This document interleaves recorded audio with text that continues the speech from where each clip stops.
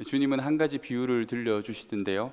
이 비유를 말씀하신 이유가 무엇일까 생각해 보았습니다. 바로 직전에 있었던 이야기에 답이 있다라고 볼 수 있습니다. 오늘 우리가 함께 읽은 본문 바로 앞에는 예수님의 권위에 대한 이야기가 나옵니다. 대제사장들과 서기관들과 장로들이 예수님께 따지듯이 묻습니다. 당신이 도대체 무슨 권위로 이런 일을 하십니까? 당신에게 이런 일을 할 자격이나 권리가 있습니까? 그러자 예수님은 질문에 질문으로 답하시는데요. 나도 너희에게 한 가지를 묻겠다. 요한의 세례가 하늘로부터냐 아니면 사람으로부터냐? 예수님과 담판을 지으러 왔던 그들은 갑작스러운 질문에 머리를 굴리기 시작합니다. 이 흥미로운 상황을 지켜보는 사람들도 많았을 것입니다. 하늘로부터라고 하면 당장 왜 그를 믿지 않았느냐라고 물을 것이고, 그래서 사람으로부터라고 하면 그는 이미 존경받는 선지자였기에 둘러선 사람들의 반향이 만만치 않을 것 같았습니다. 두 대답이 다 곤란하여 그냥 모르겠다라고 합니다. 가장 안전한 방법이죠. 그러자 싱겁게 주님도 말씀하십니다. 그럼 나도 무슨 권위로 일하는지 말하지 않겠다. 결국 이 사건은 종교 지도자들이 가지고 있었던 속내를 그대로 드러내 보여준 사건입니다. 하늘로부터 오는 권세에 굴복할 마음이 1도 없고, 또 사람들의 평가와 인기는 그대로 가지고 싶은 마음인 것이죠. 바로 그게 그들의 속마음이었습니다. 종교 지도자들은 자기를 지키려고 하였습니다. 자신들의 지위, 명망, 기득권을 지키려고 한 것입니다. 그걸 지키려고 할 때 예수님이 그들에게는 가장 큰 걸림돌이 되었습니다. 모든 문제는 항상 자기 자신을 지키려고 할 때 일어나곤 합니다. 단순히 안전과 평안을 구하는 그런 자연스러운 바람을 이야기하는 게 아닙니다. 극도의 자기 중심성, 그 중심성으로 세상을 대하는 태도를 말하는 것이죠. 나는 나대로 가만히 있으면서 다른 모든 사람들과 세상이 자기에게 맞춰주기를 바라는 그런 태도 말입니다. 오늘 예수님께서 들려주신 이 비유는 그것을 여실히 보여주는 하나의 이야기라고 할 수 있습니다. 오늘 말씀은 이렇게 시작합니다. 예수께서 비유로 그들에게 말씀하시되 한 사람이 포도원을 만들어 산 울타리로 두르고 즙 짜는 틀을 만들고 망대를 지어서. 한 사람이 포도원을 만들었습니다. 그에겐 그만한 부와 여력이 있었기에 아주 멋진 포도원을 조성하였습니다. 산 울타리로 두른 그곳은 넓고 큰 동산이었습니다. 즙 짜는 틀도 함께 만들어 바로 그곳에서 포도주를 만듭니다. 망대를 세워서 포도원을 지키고 관리하는 곳도 세웠습니다. 그리고 그 주인은 여러 농부들을 고용해서 포도원을 관리하게 합니다. 그들에게 맡깁니다. 농부들에게 세를 주고 주인은 타국으로 건너가게 됩니다. 아마도 일정 기간은 주인과 농부들이 함께 일을 했는지도 모릅니다. 아무튼 주인은 자신이 신뢰하는 농부들에게 정성스레 조성한 포도원을 맡기고 먼 타국으로 일을 보러 갔습니다. 그리고 마침내 때가 이르렀습니다. 그 소출을 돌아볼 때가 된 것이죠. 주인은 아주 당연하게 다른 한 종을 보내 포도원의 소출 얼마를 보내달라고 이야기합니다. 아예 주인이 와서 하나도 남기지 않고 다 가져가 버려서 소작농들이 비참한 삶을 살게 되는 그런 어떤 폭압적인 주인들도 있는데 말이죠. 주인은 종을 보내 정식으로 얼마의 소출을 달라고 요구하였습니다. 그리고 그 포도원을 위해 열심히 일하는 농부들의 주도적인 위치를 존중해주는 태도를 보였습니다. 2절과 3절 사이에 갑자기 이야기가 급격하게 틀어지고 맙니다. 3절을 보면 그들이 종을 잡아 심히 때리고 거저 보냈다라고 얘기합니다. 주인이 소출 얼마를 받으려고 한 종을 보냈는데, 아니 근데 뭐 갑자기 잡아서 때리다뇨. 이 사이에 뭔가 생략되어 있는 일들이 있는 것은 아닐까요?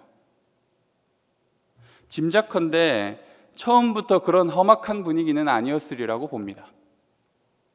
사실 오랜 시간 포도원을 믿고 맡겼기에 농부들은 거의 독자적으로 그곳을 운영해 나가고 있었습니다. 주인은 자주 들러 참견하는 그런 스타일이 아니었습니다. 전적으로 믿고 맡겼기에 종들은 주인의식으로 일하였습니다. 그런데 갑자기 한 사람이 찾아와서 포도원에서 수확한 소출 얼마를 달라고 얘기합니다. 사실 그렇게 큰 걸 요구한 것도 아니었을 테지만 농부들은 순간 당황하였습니다.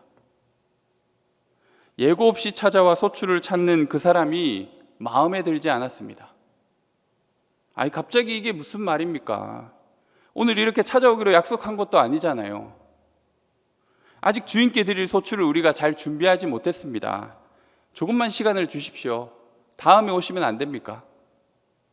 아니, 그리고 뭐 갑자기 그만큼이나 달라고 하면 그게 어디서 뚝딱 나오는 양입니까? 너무 많은 양을 달라는 것 아닙니까? 주인이 우리 사정을 알기는 아십니까?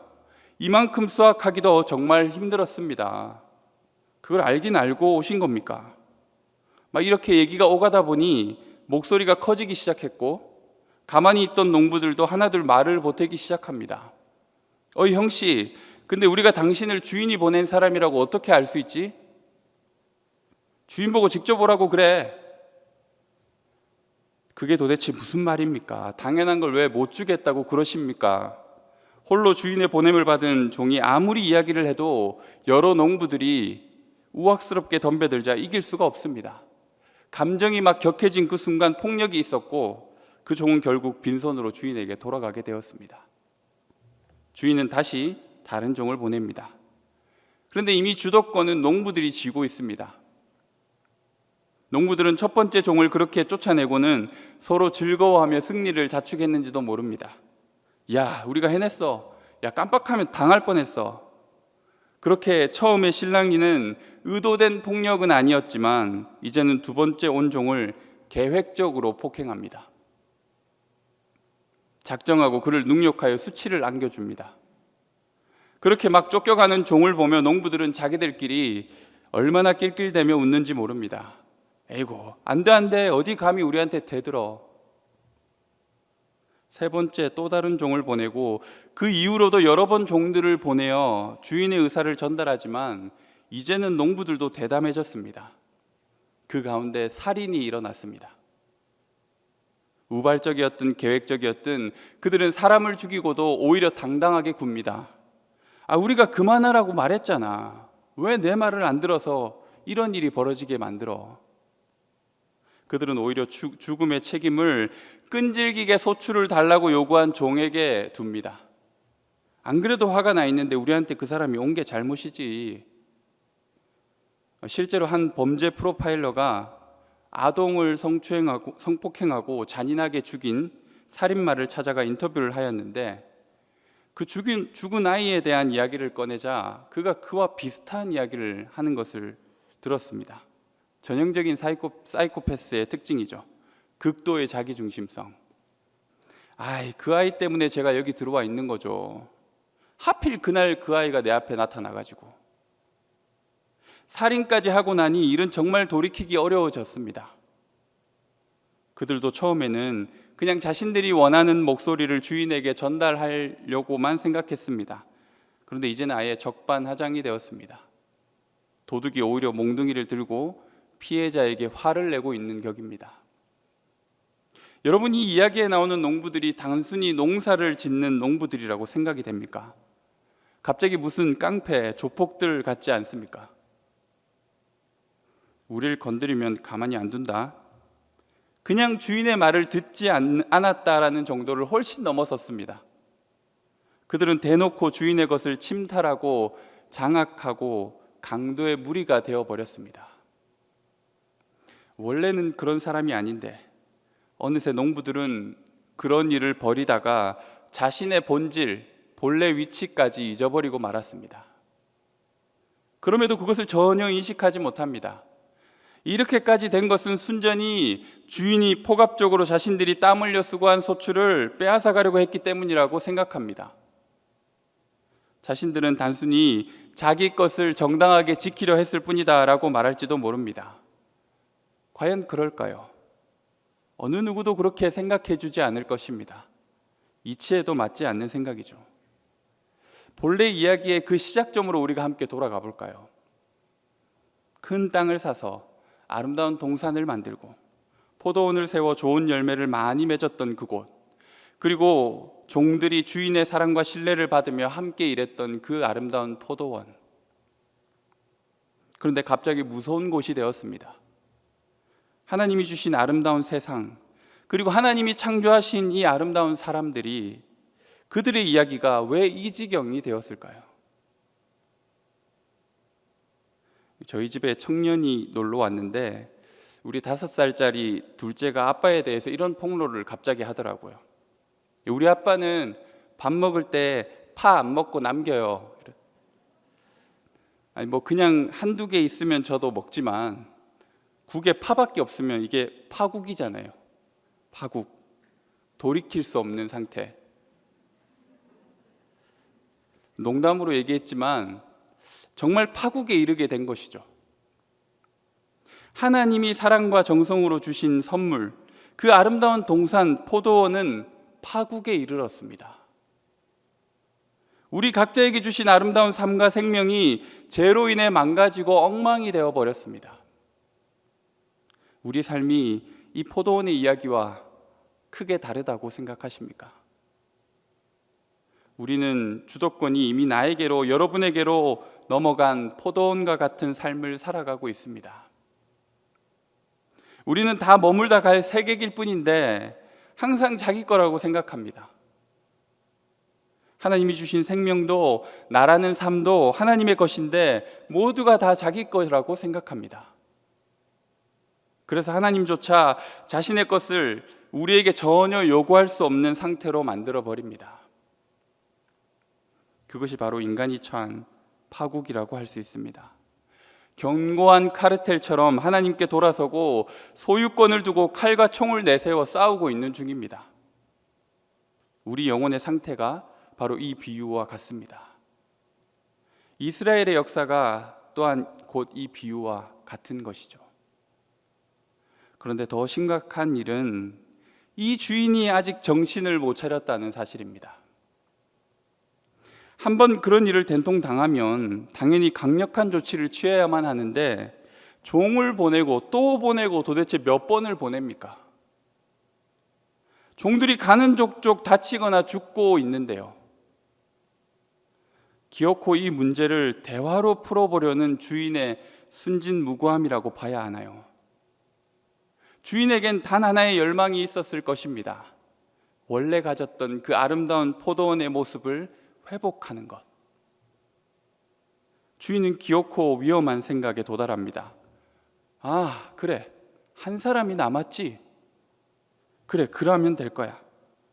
이제 한 사람이 남았다라는 말은 더 이상 보낼 종도, 가려고 하는 종도 없다는 말입니다.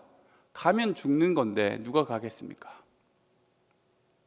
그런데 주인은 정말 순진하게 이렇게 고백합니다. 아, 이제 한 사람이 남았으니 나의 사랑하는 아들이 있구나. 그가 가면 종들이 그를 존대할 거야. 그러고 말고. 주인이 그렇게 생각한 근거가 혹시 있을까요? 이렇게 악한 행동을 하고 있는 종들의 마음을 어떻게 아들이 되돌릴 수 있다고 생각했을까요? 주인은 아마도 옛 추억을 떠올렸을 것입니다. 포도원을 막 시작하던 그 당시, 아버지를 따라 포도원에 왔던 어린 아들, 넓은 동산을 막 뛰어놀던 그 아이를 바라보며 모두가 흐뭇해하던 그 시절을 떠올렸을 것입니다. 아이가 뛰어가다가 혹 넘어지기라도 하면 주변에 있던 농부들은 하나같이 뛰어가 아이를 걱정하였습니다. 그렇게 안아주고 장난도 치며 함께했던 귀여웠던 아이, 사랑스러웠던 그 아이, 그 자신의 아들이 간다면 농부들이 이제 좀 다르게 대하진 않을까? 내 아들만큼은 존대하겠지. 말을 듣지 않을까? 모르는 사람도 아닌데. 이 이야기의 최악이 바로 여기서 발생합니다. 순전히 주인의 판단 미스였던 거죠. 종들은 그때의 종들이 아닙니다. 그들은 깡패 집단, 강도의 무리가 되어버렸습니다. 부지런히 포도원을 가꾸고 있는 그런 농부들이 아닙니다. 어쩌면 예수님의 다른 비유처럼 틀로 짠 포도주나 매일 마시며 일은 하지 않고 진탕 놀기만 했는지도 모릅니다. 주인이 없으니 우리가 왕이다 라고 외치며 지내는 모습을 우리는 쉽게 상상할 수도 있습니다. 물론 농부들은 포도원으로 들어오는 주인의 아들을 알아봅니다. 그가 장성하여 성인이 되었지만 얼굴은 그대로입니다. 하지만 그들의 생각은 전혀 다른 방향으로 흐릅니다. 옳거니 저놈은 상속자다. 이참에 저놈을 죽이고 아예 그 유산을 다 우리가 차지해버리자. 포도원도 이렇게 쉽게 뺏었는데 뭘, 아예 주인의 것을 우리가 다 먹어보자. 주인의 아들은 설렘 가득한 마음으로 자신이 놀고 거닐던 포도원에 들어섭니다. 그리고 자신들을 알아보는 농부들에게 반갑게 다가갔을 것입니다. 그런데 그는 그렇게 아름다운 동산 포도원에서 끔찍한 폭력을 당하고 결국 죽어버리고 맙니다. 살인을 저지른 그들이 보기에도 그 그림은 아니었다고 생각되었나 봅니다. 어쩌면 귀여웠던 주인 아들의 얼굴이 자꾸 눈에 밟혔는지도 모릅니다. 포도원의 웃음꽃이 되어주었던 사랑스러운 아들이 피 흘린 시체가 되어 포도원에 누워 있습니다. 그래서 그들은 결국 시체를 포도원 밖으로 내던집니다. 그렇게 주인의 마지막 희망을 죽이고 던져버렸습니다. 이 무섭고 슬픈 이야기가 바로 오늘의 비유이며, 그것은 멀리 있는 가상의 이야기가 아니라 바로 우리들의 이야기요, 우리 주님의 이야기입니다. 포도원은 살인과 폭력의 장소, 약탈과 강도의 소굴이 되어버렸습니다. 더 이상 포도 농사도 중요하지 않게 되었습니다. 그들의 정체성이 바뀌었습니다. 포도원이 포도원이 아니며 농부가 농부가 아니게 되었습니다. 그들이 포도원 관리를 잘했을까요? 이미 말했지만 그들은 곧 포도원을 망쳤을 것입니다. 주인의 것으로 여겨 성실하고 부지런히 포도원을 가꾸었을 때에는 그곳이 아름다운 동산이었지만, 자기들 것이라고 주장하는 순간부터 포도원은 흉측한 살인의 장소가 되었습니다. 이스라엘의 역사가 그러했고, 부인하고 싶겠지만 우리 자신이 그렇습니다. 이제 남은 것은 주인이 이 사태를 정리하는 것뿐입니다. 아니, 정리하지 않으면 정말 큰일이 납니다. 포도원도 농부도 더 이상 이대로 놔둘 수는 없습니다. 그런데 이런 생각이 듭니다. 아니, 왜 진작에 손을 보지 않았지? 아니, 처음 잘못했을 때 바로 따끔하게 조치를 취했어야지. 와서 싹 정리를 했으면 종들이 죽을 일도 없고 사랑하는 아들이 죽을 일도 없었을 텐데. 하지만 주인의 생각은 이렇지 않았을까요? 본인이 나서는 순간 모든 것이 끝임을 알고 있었던 것이죠. 개선의 여지나 관계 회복의 희망도 없는 말 그대로 끝이라는 사실을 알았던 거죠. 그래서 주인은 기본적으로 종들을 믿고 있었던 것입니다. 아이, 김 씨도 그 박 씨도 정 씨도 거기 일하는 사람들 내가 다 알고 친한 사람들이었는데 그럴 사람들이 아닌데, 아니 다시 한 번만 더 가서 얘기를 잘해보면 안 될까? 서로 오해가 있어서 그런 거 아니야? 그 사람들 내가 알기로 그럴 사람들이 아니야. 누군가는 말합니다. 세상이 이렇게 악한데, 정말 나쁜 놈 천지인데 하나님이 싹 쓸어버리시면 안 되나? 하나님은 도대체 뭘 하고 계시나? 근데 그런 이야기를 하는 사람도 그 나쁜 놈 중에 한 사람이 자기가 잘 아는 사람이거나 자기가 소중하게 생각하는 가족이나 친구라면 감히 그렇게 말하지 않을 것입니다. 내가 잘 아는 중마고 김씨, 알고 말고 그 포도원에서 일하는 김씨 말하는 거지, 아이, 그 사람이 얼마나 착한데, 그 사람은 그런 일을 할 사람이 아닌데. 하나님은 기본적으로 우리를 믿어주십니다. 우리 안에 창조하신 하나님의 형상을 믿어주십니다. 아무리 그렇다 해도 이제는 안 됩니다. 왜 그렇습니까? 하나님은 마지막 카드까지 다 썼기 때문입니다. 아들이 죽었습니다. 아들이, 사랑하는 자녀가 죽임을 당했습니다. 여러분, 자기 자녀가 죽임을 당한 부모의 심정을 아십니까? 가늠하기 어려운 심정이죠. 한때 뉴스에서 극악범죄 피해자 가족이 겪는 비참한 현실을 본 적이 있습니다. 그들 대부분이 생활이 다 무너지고 우울병을 달고 삽니다. 피해자 부모 중에 자살을 하는 사람들이 한두 명이 아닙니다. 경찰서 앞에서 우리 아들 죽인 놈 얼굴만이라도 보게 해달라고 아우성치는 어머니의 눈물을 보았습니다. 아버지의 심정, 포도원에 버려진 자신의 가장 사랑하는 아들의 시신을 수습하는 그 심정을 우리가 알 수 있을까요? 정말 끝이 난 것입니다. 더 이상의 자비는 없는 것이죠. 9절 말씀대로입니다. 포도원 주인이 어떻게 하겠느냐? 아들이 죽임당한 아버지의 심정이 어떻겠느냐? 와서 그 농부들을 진멸하고 포도원을 다른 사람에게 주리라. 여기까지가 포도원의 주인이신 아버지의 이야기입니다. 그런데 예수님은 이 이야기를 여기서 끝내지 않습니다. 그 끝에 나온 아들의 죽음을 예수님은 구원의 기초석으로 삼으십니다. 이게 정말 놀라운 일입니다. 기이한 모습이죠. 건축자들의 버린 돌이 모퉁이의 머릿돌이 되었나니 이것은 주로 말미암아 된 것이요 우리 눈에 놀랍도다. 이 아들의 죽음은 분명 마지막을 알리는 파국이었습니다. 아버지는 아들의 죽음에 가만히 있을 수는 없습니다. 하지만 아들은 지금 자신의 죽음을 구원의 주춧돌로 삼으려 합니다. 십자가는 끔찍한 폭력과 억울한 죽음 정도로 끝나서는 안 된다. 그 죽음으로부터 새로운 시작점이 발생해야만 한다. 하나님 나라의 머릿돌이 바로 십자가에 세워졌다. 이 죽음에 담긴 의미와 사랑을 아는 이에게, 그 사랑과 용서를 믿는 이에게 나는 구원을 줄 것이다. 이것이 예수님의 마지막 결론입니다. 그렇다고 심판이 없는 것은 아닙니다. 예수님이 오신 것으로 이미 심판은 시작되었습니다. 9절의 심판은 9절대로 이루어질 것입니다. 다시 말하지만 아들이 죽임 당하였기에 아버지는 이제 가만히 있을 수 없습니다. 이제 우리는 선택해야만 합니다.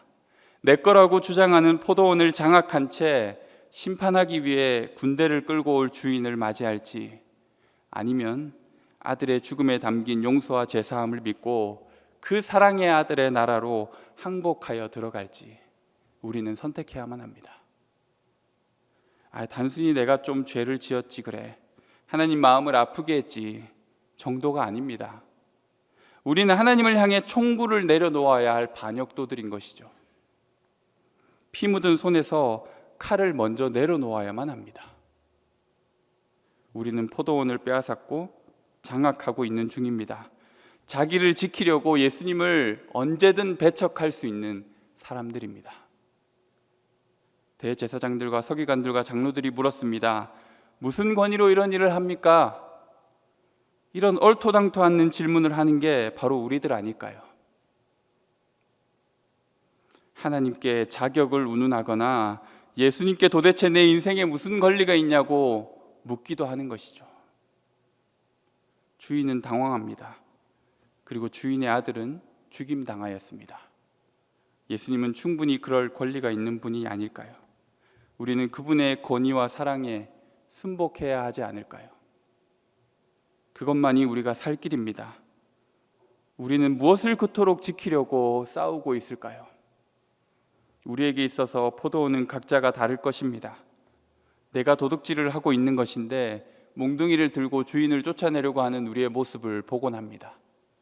이 기가 막힌 상황에도 아버지는 말합니다. 이제 한 사람이 남았으니 내 사랑하는 아들이라. 그렇게 하나님은 독생자를 우리에게 주셨습니다. 우리는 지키기 위해 싸울 필요가 없습니다. 다 하나님께서 주신 것이기에 하나님께서 지키시면 됩니다. 우리는 그냥 하나님 안에서 누리기만 하면 됩니다. 모퉁이의 머릿돌이 되신 예수님을 믿는 자에게는 하나님의 자녀가 되는 권세를 주셨습니다. 우리는 이제 주인과 싸우는 악한 종이 아니라 아버지의 사랑을 입는 자녀가 되어야 합니다. 아들은 아버지의 것을 다 누리는 사람입니다. 지키려고 싸우고 투쟁할 것이 없습니다. 그러기 위해서는 우리는 먼저 항복해야 합니다. 돌아서야 합니다. 포기해야만 합니다. 나 자신을 부인하고 십자가를 지고 예수님을 따를 때 잃지 않으려고 바둥댔던 것, 지키려고 맹목적으로 싸웠던 것, 주도권을 놓치지 않으려고 애썼던 그 자기 자신을 내려놓을 때 오히려 우리는 생명을 얻게 되는 것입니다. 누구든지 자기 목숨을 구원하고자 하면 잃을 것이요 누구든지 나와 복음을 위하여 자기 목숨을 잃으면 구원하리라. 포도원을 지키고자 엉뚱한 고집을 피우다 다 잃고 멸망에 이르는 것입니다. 내 것이라고 주장했던 그것을 내려놓으면, 그리고 예수 그리스도와 십자가를 사랑하고 따를 때 우리는 참된 구원에 이르게 될 것입니다. 아직까지 우리는 이 지독한 싸움을 또 하고 있는지도 모릅니다. 여러분의 포도원은 무엇입니까? 죽임당하신 독생자 예수 그리스도를 바라보았으면 합니다. 그 죽음이 바로 포도원을 지키려고 싸웠던 나의 죄 때문임을 기억했으면 합니다. 주님은 무슨 권위로 일을 하십니까? 주님은 우리를 위해 자신의 목숨을 주신 그 한없는 사랑의 권위로 일하십니다. 충분히 우리에게 자신의 권리를 주장할 만한 사랑이지 않습니까? 우리는 그 권위에 굴복해야만 합니다. 그 사랑의 아들의 나라에 들어가는 모든 성도님들이 되시기를 주님의 이름으로 축원합니다. 우리 이 시간 함께 찬양했으면 좋겠습니다. 하나님께서 우리에게 포도원의 비유를 통해서 우리를 위해 이 땅에 오셔서 십자가의 고통을 당하시고 죽으신 예수 그리스도를 보여주셨습니다. 우리가 해야 될 일은 그 그리스도를 찬양하고 그 십자가만을 의지하는 믿음일 것입니다. 우리의 찬양을 통하여서 우리에게 주신 그 독생자 예수 그리스도를 간절히 기억하고 높일 수 있는 시간이었으면 좋겠습니다.